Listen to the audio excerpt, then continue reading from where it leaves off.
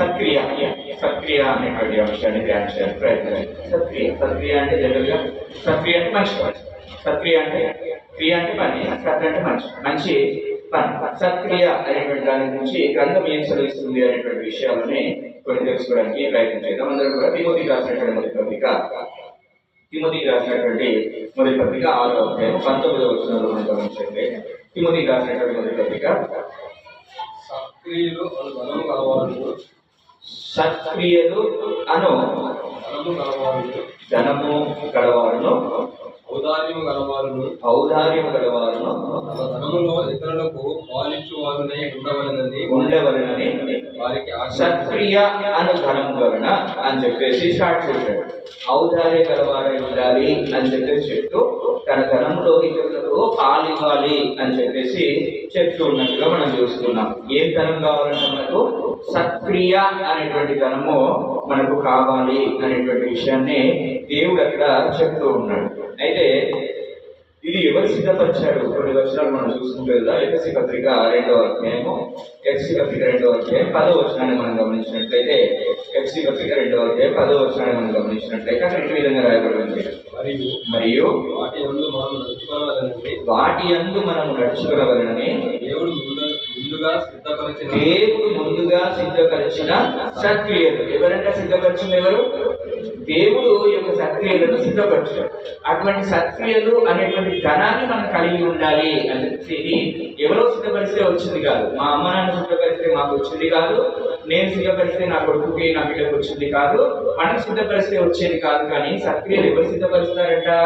దేవుడే ఈ యొక్క సక్రియలను సిద్ధపరుస్తున్నట్టుగా మనం చూస్తున్నాం. ఇంటి సక్రియలు అనేటువంటి ధనమును మనం అందరము అలవర్చుకోవాలి అనేటువంటి విషయాన్ని ఇక్కడ అర్థం చేసుకుని ఇది కొంచెం ముందుకు వెళ్ళడానికి ప్రయత్నం చేద్దాం. ఆదికాండం 4వ అధ్యాయము 7 నుంచి 8 వచనాలు చూడండి. 7 నుంచి 7. నీవు సక్రియ చేసిన ఎడల తలను ఎత్తుకొనవా. చాలు. సక్రియ చేస్తే మనం ఏం చేస్తామంటే తల ఎత్తుకొనవా అంటే దేవుడు కోరుకునేది మన దగ్గర నుంచి ఏదైనా ఉంది అని చెప్పేసి అంటే అది సక్రియ కూడా ఒకటిగా ఉంది. సక్రియ చేస్తే మనం ఎట్లుంటాము? తల ఎత్తుకొని ఉంటాము. దుష్క్రియ దానికి ఆపోజిట్ అయింది చేస్తే ఏం చేస్తాము? తల దించుకొని ఉంటాం. కోర్టులో ముద్దాయి ఏం చేస్తాడు? కోర్టులో ముద్దాయి దొంగతనం చేసిన వాడు జడ్జి ముందట, లాయర్ ముందట, పోలీసుల ముందట ఎట్లుంటాడు? తల దించుకొని ఉంటాడు. ఎందుకది? దుష్క్రియ లేదంటే చెడ్డ పని చేస్తుంది కాబట్టి ఆయన ఏం చేస్తున్నాడు? తల దించుకొని ఉంటాడు. సక్రియ చేస్తే ఏం చేస్తాం మనము? ప్రౌడ్ గా కలిగించుకుంటాం. రేపు మన పిల్లలు ఎవరైనా క్లాస్ లో హయ్యర్ ర్యాంక్ కొట్టారనుకోండి, అప్పుడు మనం ఏం చేస్తాం? వాళ్ళ వలన మన తల కూడా ఎత్తుకుంటాం మనం. అదే విధంగా ఏదైనా సక్రియ చేస్తే మన తల ఎత్తబడుతుంది, దుష్క్రియ చేస్తే ఏమవుతుంది? మన తల దించబడుతుంది. దేవుని వలన సిద్ధపరిచినటువంటి సక్రియలు అనేటువంటి ధనాన్ని మనం అలవాటు చేసుకోవాలి, అలవరించుకోవాలి. అటు విధంగా మన యొక్క తల ఎత్తబడాలి అనేటువంటి విషయాన్ని మనము గుర్తుంచుకోవాలి. ఒకసారి అందరం కూడా తీతుకు రాసినటువంటి పత్రిక 1వ అధ్యాయము 16వ వచనం చూద్దాం. దేవుని ఎరుగుదామని వారు చెప్పుకుందరు కానీ అసహ్యులను ప్రతి సత్కార్యము విషయము భ్రష్టులై ఉండి తమ క్రియ వలన ఆయనను ఎరగమన్నట్టున్నారు. అంటే దేవుని తెలిసినటువంటి వారమై మనం ఉన్నట్లయితే ఇవన్నీ దేవుడు తెలుసు అని చెప్పుకొనుచు ఎరగకుండా ఉన్నటువంటి వారు. దేవుణ్ణి ఎరిగినటువంటి వారైతే సక్రియ చేయాలి అని చెప్పేసి అక్కడ వాక్య భాగం మనకు అర్థం. మరోసారి దేవుని ఎరుగుదామని వారు చెప్పుకుందరు కానీ దేవుని ఎరిగిన నేను అని చెప్పేసి చెప్పుకుందరు కానీ అసహ్యులను అవిధేయులను ప్రతి సత్కార్యము విషయము భ్రష్టులై ఉండి సత్కార్య విషయంలో భ్రష్టులై ఉన్నారు అంట. అంటే దేవుని ఎరిగాము మేము, మాకు తెలుసు దేవుడు, మేము సజీవుడు అనేటువంటి దేవుని పట్టుకునే ఉన్నాము. We know everything about the God. ఆయన యొక్క మా యొక్క మనవులను ఆలకించేటువంటి దేవుడు, మాకు ఆశీర్వాదాలు ఇచ్చేటువంటి దేవుడు, మమ్మల్ని కాల్చేటువంటి దేవుడు అని చెప్పేసి మేము దేవుణ్ణి ఎరుగుతాము అని చెప్పేసి చెప్పినా గానీ సక్రియ అనేది లేకపోతే ఆయన మనము ఎరగనటువంటి వారంగానే ఉన్నాము. ఎప్పుడు ప్రారంభించాలి సత్క్రియ అని చెప్పేసి అంటే చిన్నపిల్లలకి పాలు ఎప్పుడు ఇస్తాము? చిన్నపిల్లలకి పాలు ఎప్పుడు ఇస్తాము? పుట్టంగానే పాలు స్టార్ట్ అవుతాయి కదా, అవుతాయి. ఇప్పుడు పిల్లలు స్కూల్ నుంచి రాగానే వాళ్ళకి ఏదో ఒకటి స్నాక్స్ ఇస్తామా? అట్లాగే రక్షణ పొందినటువంటి మరుసటి క్షణం నుంచే ఈ యొక్క సత్క్రియలు అనేటివి మనము అలవర్చుకోవాల్సినటువంటి వారమై ఉంటూ ఉన్నాం. అమ్మ, ఇవి ఎవరి ద్వారా సిద్ధపరచబడ్డాయి సత్క్రియలు? ఎవరి ద్వారా? దేవుని ద్వారా సిద్ధపరచబడ్డాయి. సత్క్రియలు మనం ఏం చేస్తాయి? తల ఎత్తుకునేటట్లు చేస్తాయి. సత్క్రియలు మనం ఏం చేస్తాయి? దేవుని ఎరిగే విధంగా చేస్తాయి. ఇది దేవుడే కోరుకున్నదిగా మనం చూసాం ఇప్పటివరకు. అదే విషయాన్ని మత్తయి సువార్తలో కూడా, మత్తయి సువార్త 5వ అధ్యాయంలో కూడా యేసుక్రీస్తు ప్రభువు కూడా ఈ మాట చెప్తూ ఉన్నారు. మత్తయి సువార్త 5వ అధ్యాయము 16వ వచనాన్ని మనం చూద్దాం. మనుషులు మీ సత్క్రియలను చూచి పరలోకమందున్న మీ తండ్రిని మహిమపరచినట్లు. కాబట్టి మహిమపరచినట్లు వారి ఎదుట మీ వెలుగు ప్రకాశింపనీయుడు. మనుషులు మీ సత్క్రియలను చూసి దేవుని మహిమపరచాలంట. దేవుడికి ఎప్పుడు మహిమ వస్తుందనా? నేను రూమ్ లో కూర్చొని ప్రార్థన చేస్తే దేవుడికి మహిమ వ్యక్తిగతం. నేను రూమ్ లో కూర్చొని ప్రార్థన చేసుకుంటే నాకు వచ్చేటువంటి దీవెన వ్యక్తిగతం. కానీ దేవుడికి మహిమ ఎప్పుడు వస్తుందంటే మన సత్క్రియల వలన వస్తుంది. ఎప్పుడు వస్తుందా? మన సత్క్రియల వలన దేవుడికి మహిమ వస్తుంది. ఎన్ని చేస్తుంటాం గత సంవత్సరంలో సత్క్రియలు? ఈ సంవత్సరం ఆల్రెడీ లాస్ట్ వీక్ లో ఉన్నాం. లాస్ట్ సండే జనవరి లాస్ట్ సండేలో 4 వారాలు గడిచిపోయాయి. ఇప్పటి వరకు ఎన్ని సత్క్రియలు? జస్ట్ క్వశ్చన్ అవసరం. మంచి. కాబట్టి ఇక్కడ మనం చూసినట్లయితే కయీను ఉన్నాడు, హేబేలు ఉన్నాడు. కయీను ఏం చేసిండో ఏదో అర్థం తీసుకొని వచ్చిండు, హేబేలు కూడా ఏదో అర్థం తీసుకొని వచ్చిండు. ఒకరికి అంగీకరించాడు, దేవుడు ఒకటి అంగీకరించాడు. అప్పుడు కయీనుతో చెప్పినటువంటి మాట, నువ్వు సత్క్రియ చేసినట్లయితే తల ఎత్తుకున్నావా అని చెప్పేసి దేవుడు అడిగాడు. కాబట్టి ప్రియులారా, సత్క్రియ అనేటువంటి దాన్ని చూసి దేవుడు మహిమపరచబడాలంట. అందుకు చేయాలి మనం సత్క్రియ. అంటే మంచి పనులు అంటే ఏంటి ఇంతకీ అని చెప్పేసి మనం చూసినట్లయితే కొన్ని విషయాలు దానికన్నా కొంచెం ముందుకెళ్తాం సబ్జెక్ట్లోకి. ఎప్పుడైనా సరే నాకు విశ్వాసం ఉంది అని కూర్చుని సరిపోతున్నాను. బాగా గుర్తుపెట్టుకోండి, విశ్వాసం ఉంది, నేను విశ్వాసరాలని, నేను విశ్వాసులను అని చెప్పుకుంటూ ఒక్క దగ్గర కూర్చుంటే అవ్వదు. మళ్ళీ బాగా నేను విశ్వాసిని, నేను విశ్వాసులను అని చెప్పేసి ఒక దగ్గర కూర్చుంటే అవుతాం. విశ్వాసము తగినటువంటి క్రియలు జరిగించాలి. విశ్వాసము తగినటువంటి క్రియలు ఖచ్చితంగా జరిగించాలి. క్రియలు లేని విశ్వాసము ఏమై ఉన్నదంట? క్రియ లేని విశ్వాసం ఏమై ఉన్నది?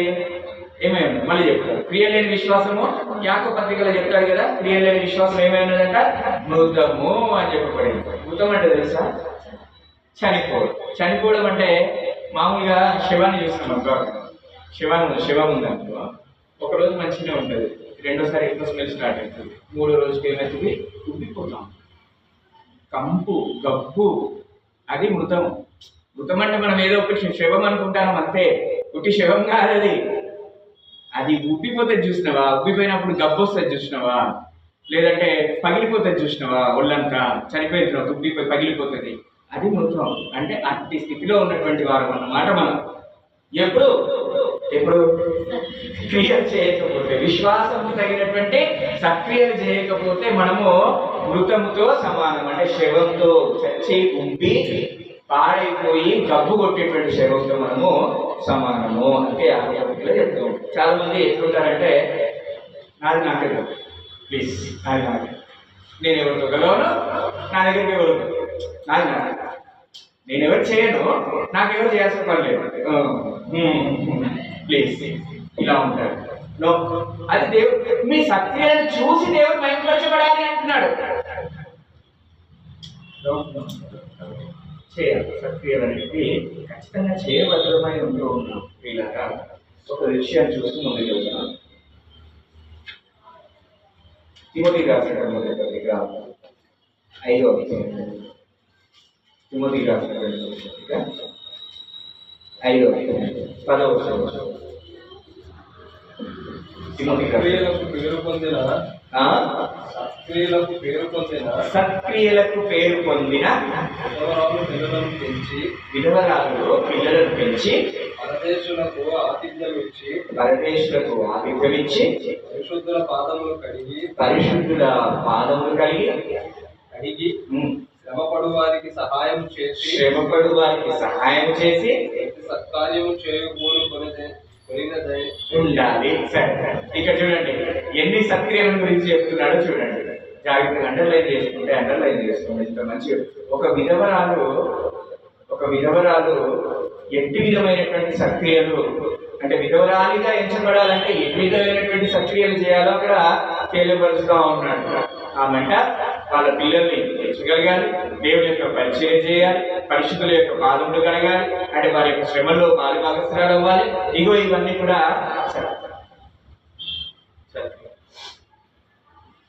ఎన్నిసార్లు ఎంతమందిని సత్క్రియతో విధవరానికి గుర్తింపు వస్తుంది. ఆమె చేసినటువంటి సత్క్రియలను బట్టి దేవుడు మహిమపరచబడతా ఉన్నాడు. మన సత్క్రియలను బట్టి మనకి గుర్తింపు వస్తుందా? మన సత్క్రియలను బట్టి దేవుడు మహిమపరచబడుతున్నాడా అనేటువంటి విషయాన్ని మనము చూసుకోవాల్సినటువంటి వారమై ఉంటూ ఉన్నాం. ఇతరులకు సహాయం చేసేటువంటి విషయంలో కానీ, వారి ఆపదలో ఆదుకునేటువంటి విషయంలో కానీ, ఇంకా ఏ విధమైనటువంటి సహాయం మనం చేయగలిగినటువంటి సహాయం చేయగలిగి ఉండి వారు పొందుకునేటువంటి స్థితిలో ఉన్నప్పుడు చేయకుండా ఉండడం అనేది మహాపాపంగా పరిగణించబడుతుంది. ఏంటంటే మనం చేయగలిగినటువంటి స్థితిలో ఉండి వారు పొందుకునేటువంటి స్థితిలో ఉన్నప్పుడు మనం ఆ సహాయం చేయకపోతే అది మనకు పాపంగా ఎంచబడుతుంది. కాబట్టి ఎన్ని సత్క్రియలు మనం చేయగలుగుతున్నాం? సుగరం అంశంలో ఉన్నామా? ఇంకొంచెం ముందుకు వెళ్ళడానికి ప్రయత్నం చేద్దాం. అపోస్తల కార్యము 9వ అధ్యాయం. 36వ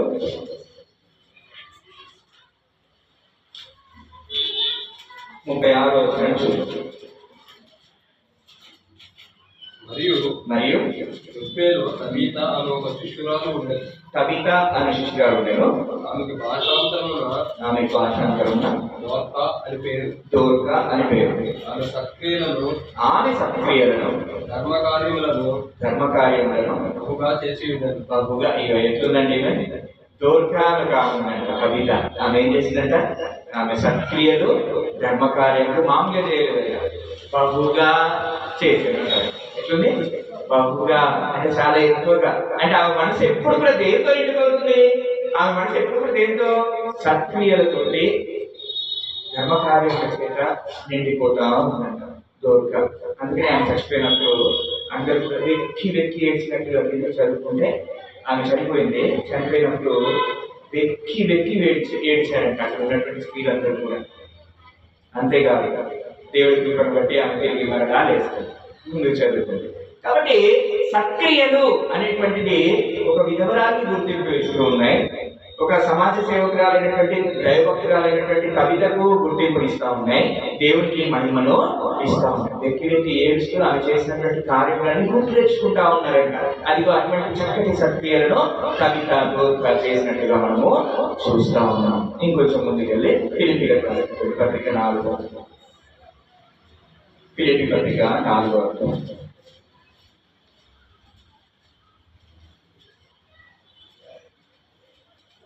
3వ వచనం. అవును నిజమైన సహకారి ఆ స్త్రీ లెవెంతుతోనూ నా ఇతర సహకారులతోనూ సువార్త పనిలో నాతో కూడా ప్రయాసపడిన వారు. వారికి సహాయం చేయమని నిన్ను వేడుకొనుచున్నాను. ఆ సహకారుల పేర్లు ఎక్కడ ఉంటాయంట? ఎవరైతే సక్రియలు చేస్తారో, ఎవరైతే సువార్త పనిలో పాలిభాగస్తులు అవుతారో, ఎవరైతే పరిచర్యలో వారి యొక్క శ్రమల్లో పాలిభాగస్తులు అవుతారో వారి యొక్క పేర్లు ఎక్కడ ఉంటాయంట? జీవ గ్రంథంలో దేవుడు మహిమపరచబడతాడు. 1, 2 మన పేర్లు ఎక్కడ రాయబడతాయి?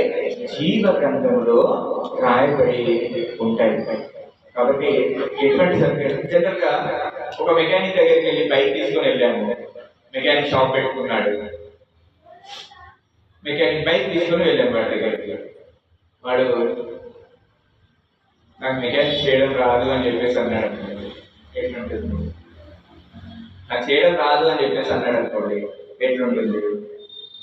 నేను ఒక మ్యాథ్స్ స్టూడెంట్ని, నేను ఒక మ్యాథమెటిక్స్ స్టూడెంట్ని కానీ నాకు మ్యాథ్స్ రాదు అని చెప్పేసి అన్నాడు అనుకోండి, ఎట్లుంటుంది? నేను ఒక క్రైస్తవుని, లేదంటే రక్షణ పొందినటువంటి విశ్వాసిని, నాకు సత్క్రియలు లేవు అంటే ఎలా ఉంది? సేమ్ అదే. లెక్కల స్టూడెంట్ కంటే లెక్కలు రాదు, బైక్ మెకానిక్ చేయడం రాదు, ఒక క్రైస్తవునికి సత్క్రియలు చేయడం రాదు. అలా ఉండదు, సత్క్రియలు చేయకపోతే మన పరిస్థితి.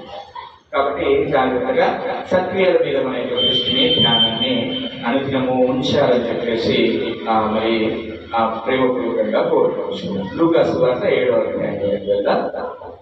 లూకా సువార్త 7వ అధ్యాయం 1 నుంచి 10 వచనాలు మనం అక్కడ చూస్తే, శతాధిపతి అయినటువంటి వాడు ఒకడు ఉంటాడు. ఆయన యొక్క శిష్యుడు అన్యుడై ఉంటాడు. ఆయనకి ఏదో తీవ్రమైనటువంటి బాధ వచ్చినప్పుడు ఆయన శతాధిపతే వెళ్ళాడు. శతాధిపతి యూదుడు, ఆయన యొక్క శిష్యుడు ఆయనేమో అన్యుడు. అయినా కానీ ఆ శతాధిపతి యేసుక్రీస్తు ప్రభువు దగ్గరికి వెళ్ళి, అయ్యా మాట మాత్రము సెలవిమ్ము అని చెప్పేశాడు. ఏమని? మాట మాత్రము సెలవిమ్ము నాయన అని చెప్పేశాడు. చూడండి, ఒక యూదుడు ఆయనకు అవసరమే లేదు, కానీ అన్యుడైనటువంటి శిష్యుడి గురించి వెళ్ళి దేవుడి దగ్గర ప్రాధేయపడ్డాడు. అటు విధంగా తన యొక్క శిష్యుడికి వచ్చినటువంటి ఆ యొక్క జబ్బుని నయం చేస్తుంది.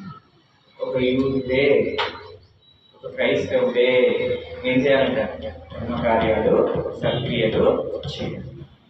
మనం కాకపోతే ఎవరు చేస్తారు చెప్పండి? మనం కాకపోతే ఎవరు చేస్తారు చెప్పండి? కాబట్టి మనము సత్క్రియలు అనేటువంటి దేన్ని ధరించుకోవాలి? ధనము. సత్క్రియలు అనేటువంటి దాన్ని దేవుడు మామూలుగా పోల్చలేదు, ధనముతో పోల్చాడు. సత్క్రియలు అని ధనము అని చెప్పేసి అంటున్నారు. కాబట్టి మనం అన్ని సత్క్రియలను సంతరించుకోవాల్సినటువంటి వారమై ఉంటున్నాం. మనందరికీ తెలిసినటువంటి ఒక ఆయన ఉన్నాడు, అపోస్తల కార్యం 10వ అధ్యాయం. ఎవరైనా అపోస్తల కార్యం 10వ అధ్యాయంలో ఒక ఆయన ఉన్నాడు, కొర్నేలు. కొర్నేలు ఏం చేసినట్టు ఆయన చదువుతాం 2 వచనాలు.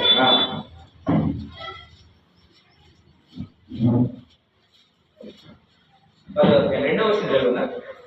అతడు తన ఇంటి వారందరితో కూడా దేవుని యందు భయభక్తులు గలవాడే ఉండి ప్రజలకు బహు ధర్మము చేయాలి. ఏం చేస్తున్నాడంటే కొర్నేలి? ప్రజలకు బహు ధర్మము. ఏం చేస్తున్నాడమ్మా? బహుధర్మం చేస్తున్నాడు. దోరిక ఏం చేస్తుందంట? సత్క్రియలు చేసుకుంటూ బహుధర్మం చేస్తుందంట. అదేవిధంగా ఆ విధవరాలు ఏం చేస్తుందంట? అటు విధంగానే సత్క్రియలు చేస్తుందంట. ఇప్పుడు శతాధిపతి అయినటువంటి వాడు ఏం చేస్తుందంట? ఆయన కూడా సత్క్రియలు చేస్తుందంట. ఇప్పుడు ఈ కొర్నేలు ఏం చేస్తున్నాడంట? ఆయన కూడా సత్క్రియలు చేస్తాం. కాబట్టి బహుధర్మ కార్యాలు, బహు సత్క్రియలు అనేటువంటి విషయాన్ని మనం గుర్తుపెట్టుకోవాలి. ఇలాగా దేవుడు మనకు ఎంత తెలుసు అనేటువంటి దానికి ప్రామాణికంలో ఒక మంచి ప్రామాణికం ఏంటంటే సత్యం. How much I know God. దేవుడికి నేను ఎంత ఎరిగి ఉన్నాను అని నిన్ను పొంద వేసుకుంటే దాంట్లో ఒక ప్రామాణికము ఏమొస్తుందంటే సత్యం వస్తుంది. కాబట్టి అటు సత్యాలు మనము సంతరించుకోవాల్సినటువంటి వారిగా ఉండాలి. ఈ సత్క్రియలు చేసే విధానాన్ని చూద్దాం. ఇక్కడ ఒకసారి కొంచెం సేపు.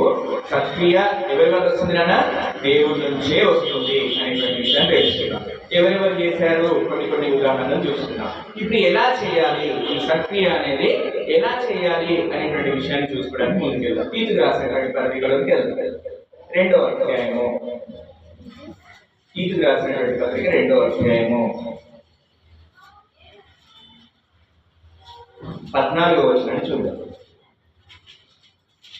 ఆయన సమస్తమైన దుర్నీతి నుండి మనలను విమోచించి సత్క్రియలందు ఆసక్తి గల ప్రజలను, సత్క్రియలయందు ఆసక్తి ఏంటది? ఆసక్తితో చేయాలి. సత్క్రియలు ఎలా చేయాలి? ఆసక్తితో చేయాలి.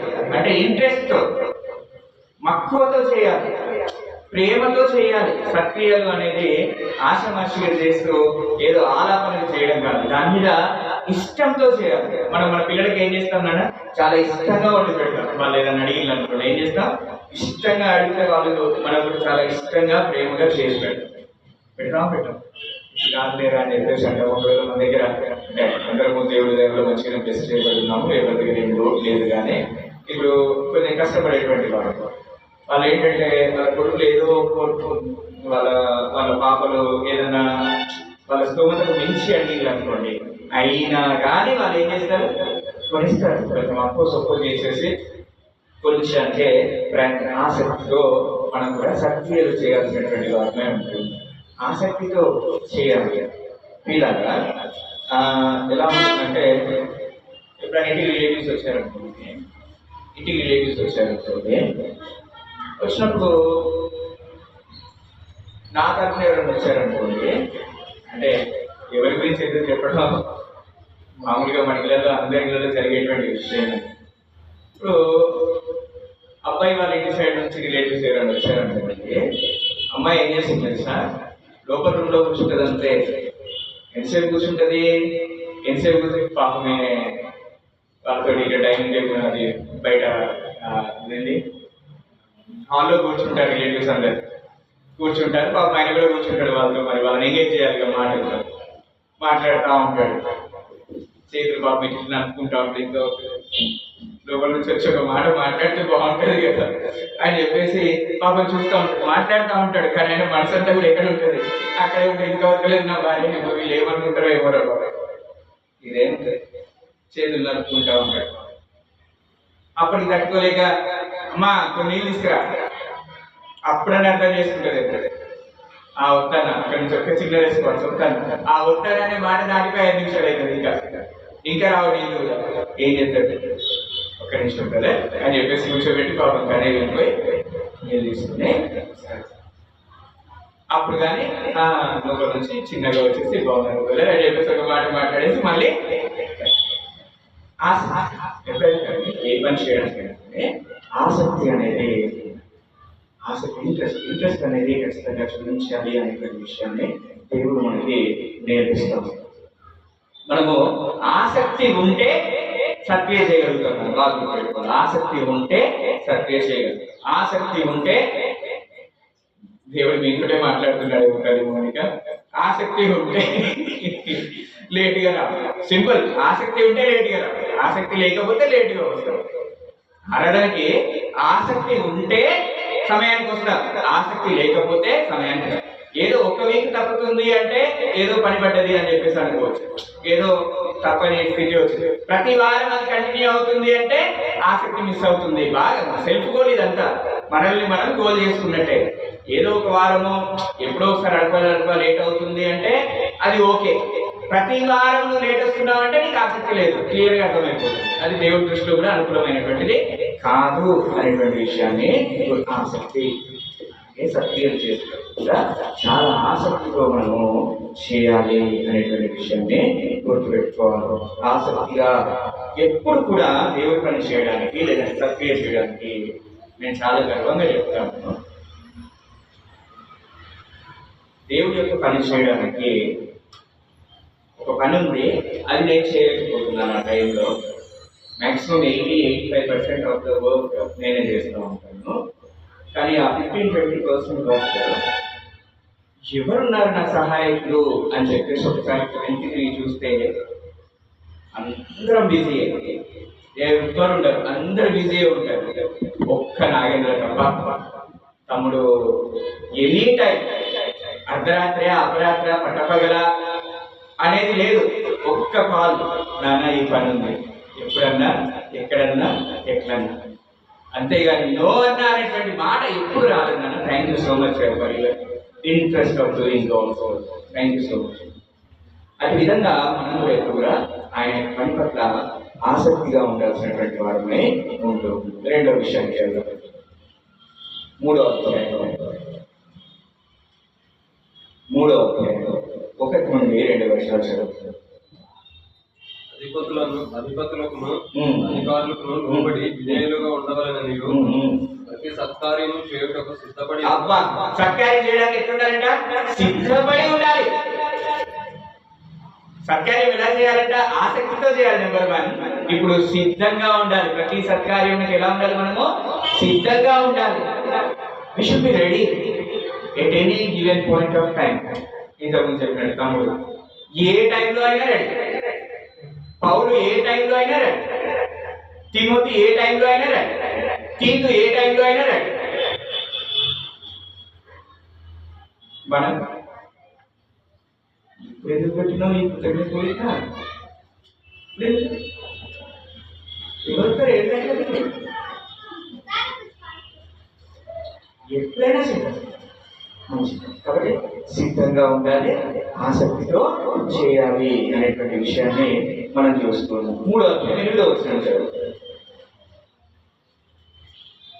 3వ అధ్యాయం 8వ వచనం. ఈ మాట నమ్మదగినది కనుక దేవుని యందు విశ్వాసం ఉంచు వారు సత్క్రియలను శ్రద్ధగా ఎలా చేయాలంటే సత్క్రియలను శ్రద్ధగా చేయాలన్నా. ఈ మధ్యన ఆటలు చేస్తున్నారు శ్రద్ధగా, వంటలు ఎంత మంచిగా చేస్తున్నారో. ఒక దిక్కు ఫోన్ చేసుకుంటూ ఒక దిక్కు గంట కలుపుతున్నారు, ఒక దిక్కు ఫోన్ చేసుకుంటూ ఇంకో దిక్కు ఇలా ఇలా ఇలా. వాళ్ళు ఏం వేస్తున్నారు, అందులో ఉప్పు ఎక్కువ వేస్తున్నారు, కారాలు ఎక్కువ వేస్తున్నారు, ఏం అర్థం కావట్లేదు. కానీ అంటే ఎంత శ్రద్ధ పెడుతున్నారో అనే విషయాన్ని చెప్తున్నారు. వంట చేసేటప్పుడు ఎంత శ్రద్ధ చేస్తున్నారో, పిల్లలకు ఫోన్ ఇచ్చేస్తున్నారు, అయిపోయింది. శ్రద్ధ అంటే శ్రద్ధగా చేయాలి. సత్క్రియలు శ్రద్ధగా, ఆసక్తితో, సిద్ధపడి, ఎప్పుడు సిద్ధంగానే ఉంటారు. ఒకసారి మనము అబ్రహాం దగ్గరికి వెళ్తే, అబ్రహాం షారా ముగ్గురు వచ్చారు వాళ్ళ ఇంటికి. అనుకోని గడియలో వచ్చారు. ఎప్పుడు వచ్చిందో అనుకోని గడియలో వచ్చింది. అప్పటికి వీళ్ళు ఆల్రెడీ తినేసి ఉన్నారు పాపం. అబ్రహాం షారా మంచిగా ఆయన రెస్ట్ తీసుకుంటాడు ఆ చెట్టు కింద. వచ్చిండు ముగ్గురు. అయినా కానీ ఆయన ఏం చేసిండు, ఏ టైం అయినా రెడీ, పరుగులేదు, వెళ్ళి అన్నీ తీసుకొని వచ్చాడు. షారా నేను చేయనుకో అన్నారా షారా ఏమన్నా నేను చేయనుకోవాలన్నా. 3 మడుగుల పిండి, మామూలు పిండి కాదు, అంత పిండితో అంత పిండి. ఏ టైమైనా సిద్ధంగా ఉండాలి, శ్రద్ధగా చేయాలి, ఆసక్తితో చేయాలి అనేటువంటి విషయాన్ని ఎప్పుడు గుర్తుపెట్టుకోవాలి. యాకోబు పత్రికలో 2వ అధ్యాయంలో యాకోబు పత్రిక 2వ అధ్యాయము 15-16. సహోదరుడైనా దిగంబరులై ఆనాటికి భోజనం లేక ఉన్నప్పుడు మీలో ఎవడైనా శరీరంలో కావలసిన వాటిని ఇయ్యక సమాధానంగా వెళ్ళండి, చలి కాచుకొనడి. ఎంత మంచి మాటలు చెప్తున్నారు చూడండి. ఎవడన్నా ఆకలితో దగ్గరికి వచ్చింది, అది నన్న ఆకలితోటి వచ్చిందా? ఆకలితో వచ్చిందంట. ఆకలితో వస్తే ప్రేమ చేర్చుకొని, అరే మంచి బట్టలు వేసుకోరా, అరే నీట్గా ఉండరా అని చెప్పేసి చెప్తున్నానంట నేను మాటలు. వాడేమో ఆకలితో వచ్చిండు, 3-4 రోజుల నుంచి అన్నం లేకుండా నా దగ్గరికి వచ్చిండు. వస్తే నేనేం చెప్తున్నానంట, చక్కటి బట్టలు వేసుకోరా, అరే మంచిగా ఉండురా అని చెప్పేసి చెప్తున్నానంట. అదే అసక్తి అంటున్నా, అదే అసక్తి. కళ్యాణ్ ఎవరైనా ఆకలితో వచ్చిందండి మా దగ్గర 4 days నుంచి he was hungry like anything. వచ్చినప్పుడు అరే మంచి బట్టలు వేసుకోరా, నువ్వు మంచిగా ఉండురా అని చెప్పేసి సరిపోతుందా? వాడికి అన్నం పెట్టాలి. నేను ఏం సత్క్రియ అన్నా, వాడికి అన్నం పెట్టాలి కదా రైట్ టైంలో. కాబట్టి సత్క్రియ అనేటువంటి దాన్ని సమయోచితంగా చేయాలి. ఎలా చేయాలి? సమయోచితంగా చేయాలి. సమయానికి అనుకూలంగా ఆ యొక్క సత్క్రియను చేయాలి. వాడు ఆకలితో వస్తే నువ్వు మంచి బట్టలు వేసుకోరా అని చెప్పడం అనేది సమయోచితం కాదు. వాడు ఆకలితో వచ్చినప్పుడు వాడు ఆకలిని తీరిస్తే అది సమయోచితమైనటువంటి సత్క్రియ. సత్క్రియకు కూడా శ్రద్ధగా, ఆసక్తితో, సిద్ధంగా, సమయోచితంగా చేయాలి. కొంతమంది పాపం ఇంకా ఏదో ఒకటి చేయాలి కదా అని చెప్పేసి వాళ్ళ అర్హులా కాదా అని చూడకుండా కూడా చేసేస్తూ ఉంటాం. పొందదగినటువంటి వాళ్ళ అర్హులా కాదా అనేటువంటిది చూడకుండా కూడా మనం అనేక చేస్తూ ఉంటాము. కానీ జాగ్రత్తగా సమయోచితంగా చేయాలంటున్నాడు దేవుడు. మామూలుగా సమయోచితంగా చేయగలిగి ఇంకొక విషయాన్ని చూడాలి ప్రయత్నించుకుంటాం. అదే విషయాన్ని 3వ అధ్యాయం 14వ వచనంలో కూడా తీతుకు రాసిన పత్రిక అదే సమయోచితమైనటువంటి దాన్ని యాకోబు పత్రికలో చెప్పినట్టే తీతుకు రాసినటువంటి 3వ అధ్యాయం 14వ వచనంలో కూడా. ఇప్పుడు 3వ అధ్యాయము మన వారు నిష్ఫలులు కాకుండా నిమిత్తము అవసరమును బట్టి సమయోచితంగా, అది అవసరమును బట్టి సమయోచితంగా మనం ఆ యొక్క సక్రియలు చేయబద్ధమై ఉంటూ ఉన్నాం. అర్థమవుతుందా? మీరు అంశంలో ఉన్నాం అందరం. అమ్మా ఎలా చేయాలంటే సక్రియలు ఆసక్తితో, సిద్ధపడి, మళ్ళీ ఎప్పుడు సమయోచితంగా, శ్రద్ధగా చేయబద్ధమై. ఇంకొక విషయాన్ని చూసుకొని మనం ముగించుకుందాం. రోమపత్రిక 2వ అధ్యాయం. రోమపత్రిక 2వ అధ్యాయం. రోమపత్రిక 2వ అధ్యాయం 7వ వచనం. రోమా 2:7. సక్రియను ఓపికగా చేయించు. అబ్బా, ఎలా చేయాలంట? ఓపికగా చేయాలంట. సక్రియ చేయాలి, ఓపిక కలిగి చేయాలి. ఇక ఇవాళ చేసేసిన కదా అయిపోయింది, no, that should be continuous. ఈరోజు చేసేసిన కదా ఒక మంచి పనికి అయిపోయింది, లే, ఓపిక ఉండాలి. అంటే దాన్ని కొనసాగిస్తా ఉండాలి. సక్రియలను ఒకసారి చేసేసి ఆపేసేటి కాదవి. వంట ఎన్ని రోజులు వండుతాం కదా? వంట బ్రతికున్నంత వరకు వండుకోవాల్సిందేనే కాదు. అలాగే ఈ సక్రియలు కూడా బ్రతికున్నంత కాలం ఓపిక చేస్తూ ఉండాలి, మధ్యలో విడిచిపెట్టేది కాదు. ఈ సక్రియల ద్వారా ఏమవుతుంది నాన్న? దేవుడికి మహిమ కలుగుతుంది, మనకు జీవ గ్రంథంలో స్థానము దక్కుతుంది, మనకు ఒక గుర్తింపునిస్తాయి ఈ యొక్క సక్రియలు. దేవదాసులు రమేష్ గారు మరి తన యొక్క బృందంతో ఎన్ని సక్రియలు చేస్తున్నారో మన దగ్గర తెలుసు. ఎంత దూర ప్రయాణాలు చేసి ఎంతమందికి వారి యొక్క సహాయ సహకారాలు అందిస్తున్నారు, సువార్త ప్రకటిస్తున్నారు మన దగ్గర తెలుసు. అటువంటి సక్రియలు నిత్యము ఓపిక మనము కొనసాగించాల్సినటువంటి వారమై ఉంటూ ఉన్నాం. వీళ్ళారా, ఇవి దేవుని వలన వచ్చినవి అనేటువంటి దాన్ని గుర్తుపెట్టుకోవాలి. మన సెల్ఫ్గా మనం ఏదో మన డంబం కోసం చేసుకునేటివి కాదు, కానీ దేవుడి వలన సిద్ధపరచబడినవి, ముందుగానే ఎప్పుడో సిద్ధపరచబడ్డాయి. అవిటిని కొనసాగించడమే, ఎప్పటివరకు? జీవించి పర్యంతము కొనసాగించడమే. ఎట్లా? ఓపికతో పరిగెత్తాలి, ఎట్లా? శ్రద్ధగా చేయాలి, ఎలా? ఆసక్తితో చేయాలి, ఎలా? సిద్ధపడి చేయాలి, ఎలా? ఏంటది? సమయోచితంగా చేయాలి. అట్లా చేయాలంట ఈ సత్యం. కాబట్టి ఒకసారి మనందరికి ఉపమానం తెలుసు. ఏ ఉపమానం? మరి మత్తయి సువార్త ఏంటంటే మంచి సమయం 22 మత్తయి సువార్త, లేదంటే లూకాసు సువార్త 10వ అధ్యాయం, లూకాసు సువార్త 10వ అధ్యాయం 30 నుంచి ఇది చదువుతారు. లూకాసు సువార్త 10వ అధ్యాయం. అందుకే యేసు ఒక మనుషుడు యెరూషలేము నుండి యెరికో పట్టణమునకు దిగి వెతుచు దొంగల చేతిలో చిక్కెను. ఒక మనుషుడు ఎక్కడి నుంచి వెళ్తున్నాడంట? ఎక్కడి నుంచి వెళ్తున్నాడంట? యెరూషలేము నుంచి యెరికోకు వెళ్తున్నాడు. వెళ్ళేటప్పుడు ఆయనకి ఏమైందంటే దొంగలు వచ్చేసిండ్రు, ఆయన మొత్తం దోచేస్తున్నారు. అయిపోయింది ఆయన పని. రోడ్ పక్కన పట్టు మన ప్రయాణాల్లో ఈ మధ్యలో ట్రైన్లో అవి లాగిండు, ఇవి లాగిండు, బండి మీద పోయేటోడు వచ్చేసి మన మెడలో చైన్ లాగిండు, ఇవన్నీ జరుగుతూ ఉంటాయి కదా. అట్లాగే ఆయన కూడా యెరూషలేము నుంచి యెరికోకు ప్రయాణం అయిపోయే టైంలో ఆయన కూడా దొంగలు వచ్చేసి అటాక్ చేసేసి అయిపోయింది. ఆయన పక్కన పడిపోయాడు అదే కలిసి. ఆ తర్వాత ఏం జరిగిందంటే ఒకరు వచ్చారు. ఎవరు వచ్చారు? అప్పుడు ఒక యాజకుడు. ఎవరు వచ్చినాడు నాన్న? మామూలుడు కాదు, యాజకుడే వచ్చాడు. ఆ త్రోవను వెళ్ళుట తటస్థించాను.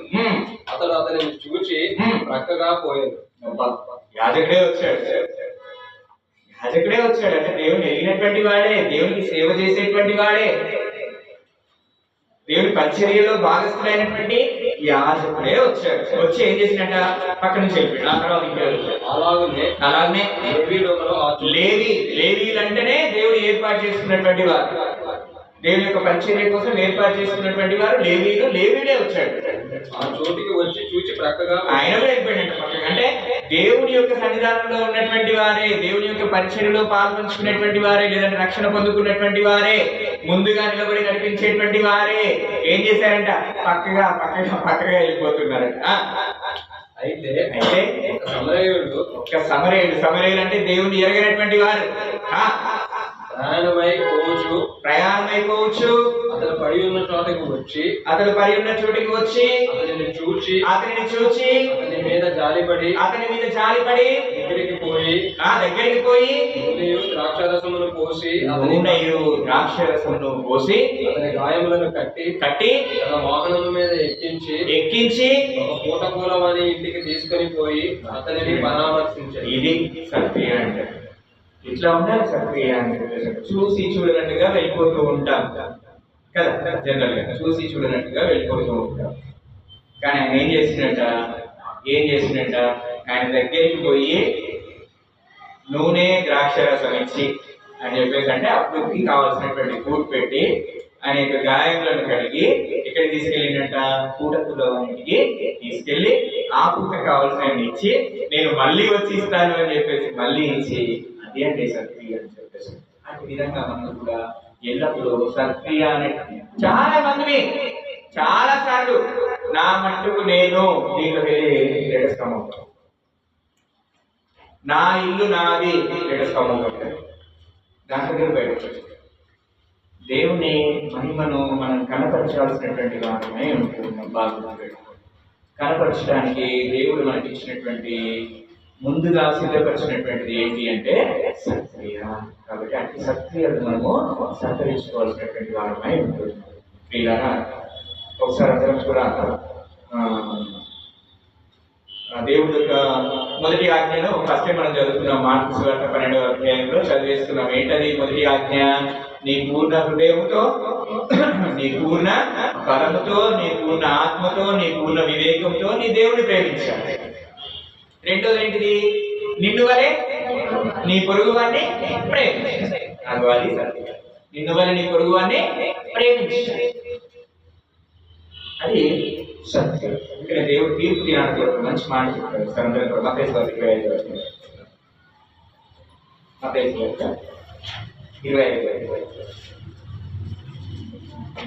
25:31 నుంచి 37 వచనాల వరకు చదువుతున్నా. క్లియర్ చదవండి, నేను రిపీట్ చేయను. తన మహిమతో మనుష్య కుమారుడును ఆయనతో కూడా సమస్త దూతలు వచ్చినప్పుడు ఆయన తన మహిమ గల సింహాసనం మీద ఆసీనుడై ఉండెను. అప్పుడు సమస్త జనములు ఆయన ఎదుట పోగు చేయబడును. గొల్లవాడు మేకల నుండి గొర్రెలను వేరుపరచినట్లు ఆయన వారిని వేరుపరిచి తన కుడివైపున గొర్రెలను ఎడమవైపు మేకలను నిలవబెట్టెను. అప్పుడు రాజు తన కుడివైపున ఉన్న వారిని చూచి, నా తండ్రి చేత ఆశీర్వదింపబడిన వారులారా రండి, లోకము పుట్టినది మొదలుకొని మీ కొరకు సిద్ధపరచబడిన రాజ్యమును స్వతంత్రించుకొనండి.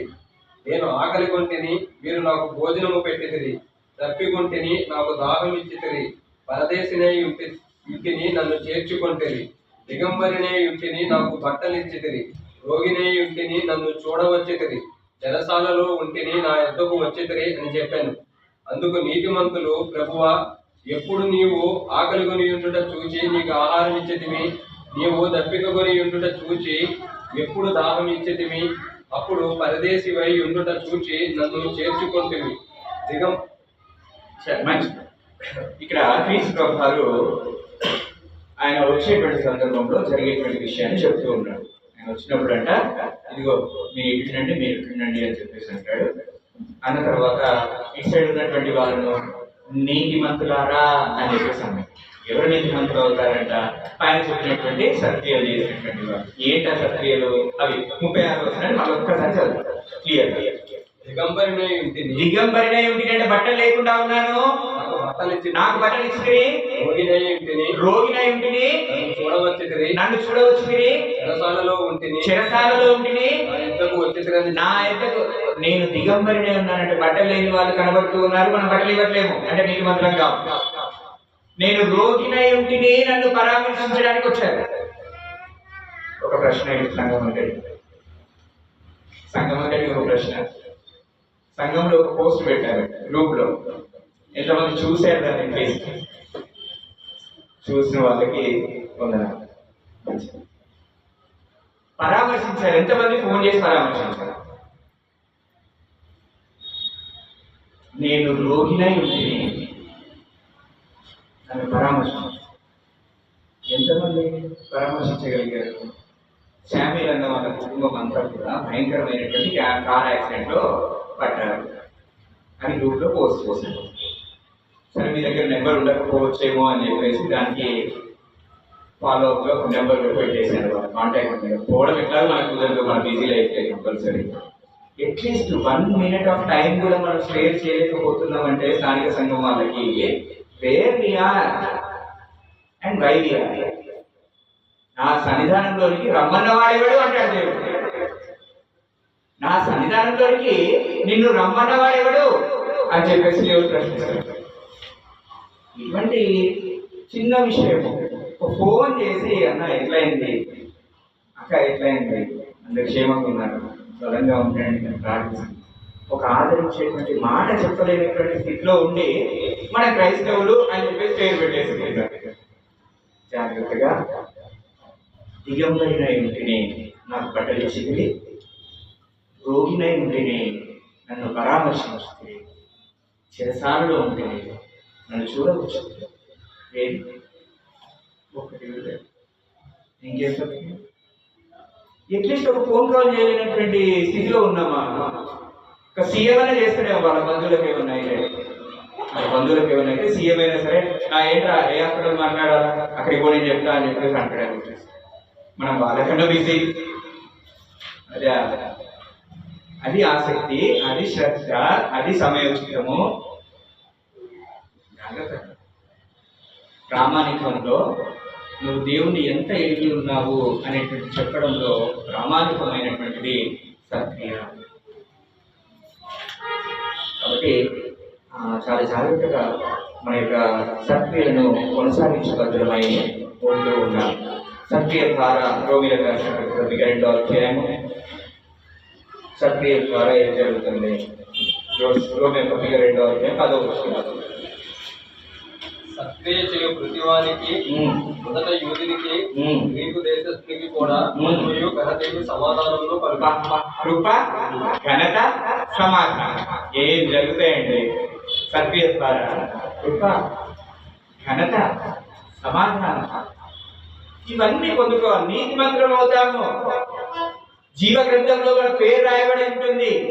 మనకు ఘనత, మనకు సమాధానము, ఆయనకు కృప, దేవుడికి మహిమ, ఇన్ని ఉన్నాయి సత్క్రియలు.